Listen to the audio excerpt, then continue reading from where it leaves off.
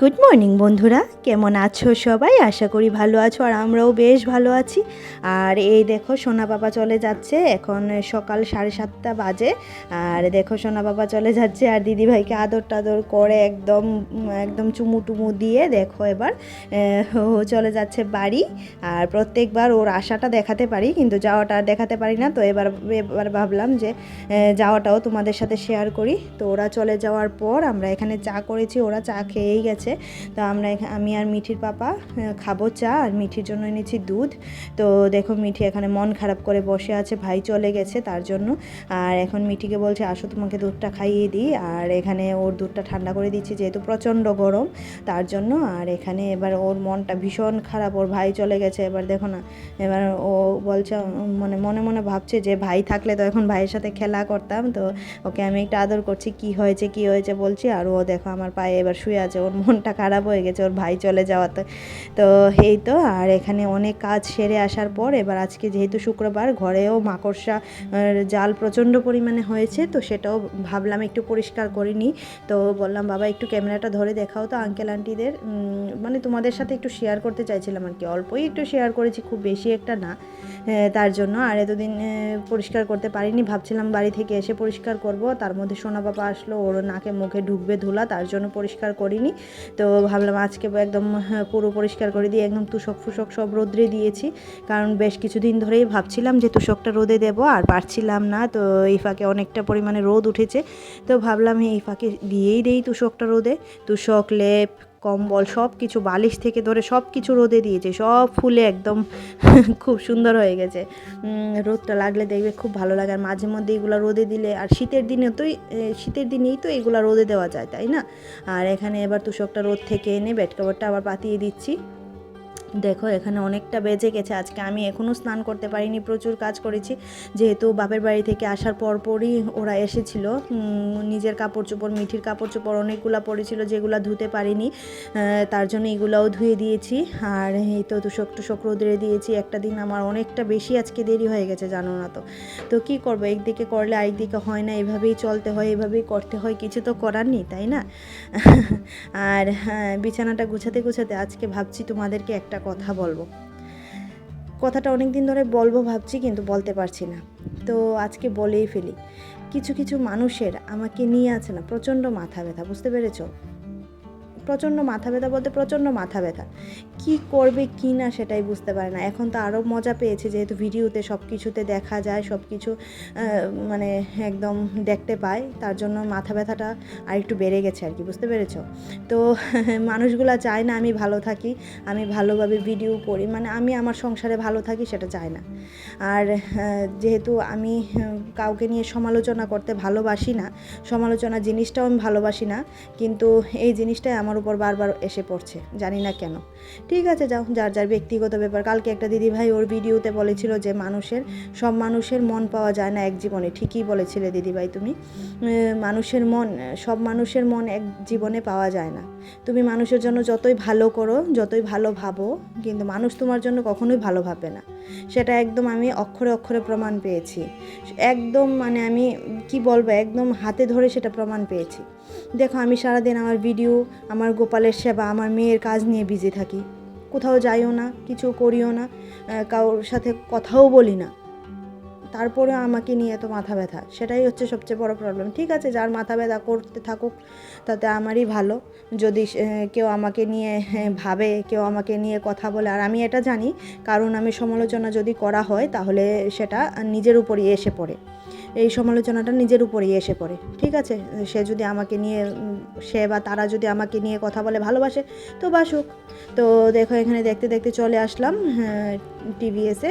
তো এখানে এসেছি স্কুটি দেখতে, খুব শিগগিরই আমরা একটা স্কুটি নেব, যেহেতু আমাদের আগে একটা স্কুটি ছিল, সেটা মিঠির বাবা সেল করে দিয়েছে, খুব ভালো একটা দাম পেয়েছে, তার জন্য সেল করে দিয়েছে। আর স্কুটিটাও বেশ ভালো ছিল আমাদের, মিঠির বাবার যত্নে আদরে ভালোবাসায় স্কুটি, বাইক, গাড়ি সব কিছুই ভালো থাকে, সে সব কিছুই ভালো রাখে, খুব যত্ন করে রাখে। তো এখানে চা কফি খাওয়ার পর এবার বাড়িতে চলে যাব।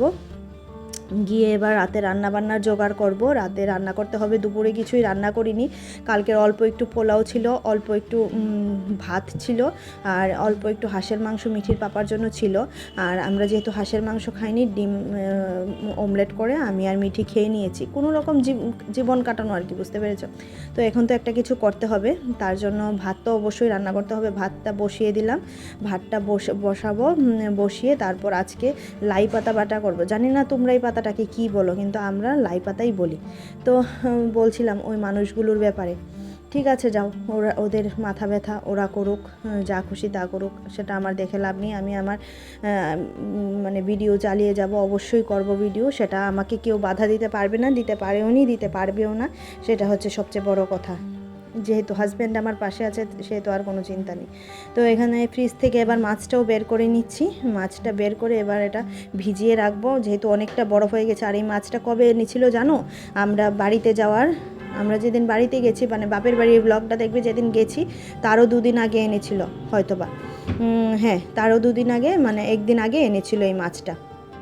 তো এতদিন ফ্রিজে ছিল, সেটার কি অবস্থা, বেহাল হয়ে আছে, বুঝতে পেরেছ? তো সংসারে যতটুকু আয় করে চলা যায় সেটাই করার চেষ্টা করি। তারপরেও সংসারে আমি মানে থাক, সেই কথাগুলো কিছু কথা না বলাই ভালো। তো দেখো, এখানে এবার লাই পাতাটা বেছে নিচ্ছি, সেটাকে এবার বেছে নিয়ে তারপর এটাকে বাটা করব। তোমরা কীভাবে এটাকে বলো আমি জানি না, কি পাতা বলো সেটা জানি না, তবে আমরা লাই পাতা বলি। কে কী নামে ডাকো সেটা জানাবে।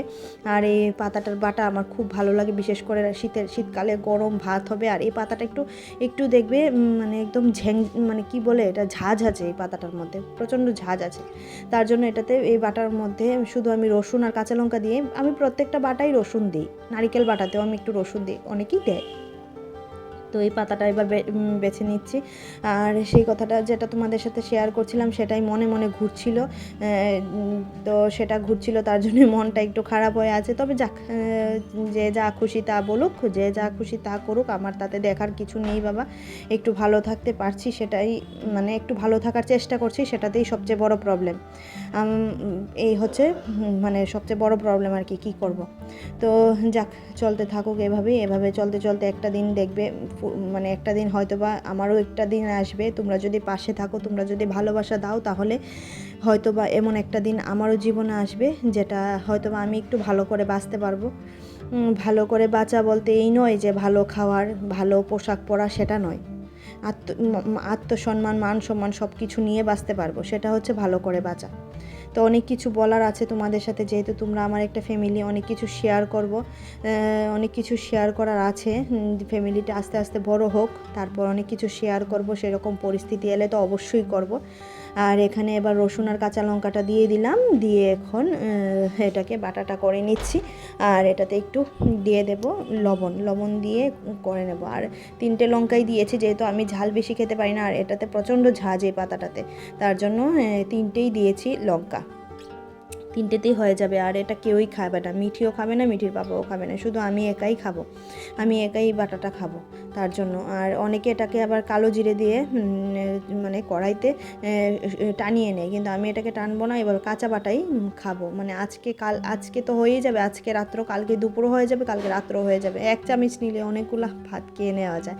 আর প্রচণ্ড ভালো লাগে এই বাটাবুটি। আমার বাবা যখন মানে শীতকালে খুব ভালোবাসতেন বাটাবুটি খেতে, আগে ছোটোবেলায় ভালোবাসতাম না, কিন্তু তারপর যখন বিয়ে হলো এই খাবারগুলি আর পাই না, কারণ আমার শ্বশুরবাড়িতে এগুলো খাইনি, মানে আমি খাইনি আমার শ্বশুরবাড়িতে এই খাবারগুলো। তারপর এই তো, আর এখানে ভাতটা উপর দিয়েছি, দিয়ে এবার লাউ নিয়ে বড় ঘরে চলে এসেছি, লাউটা কেটে নেব।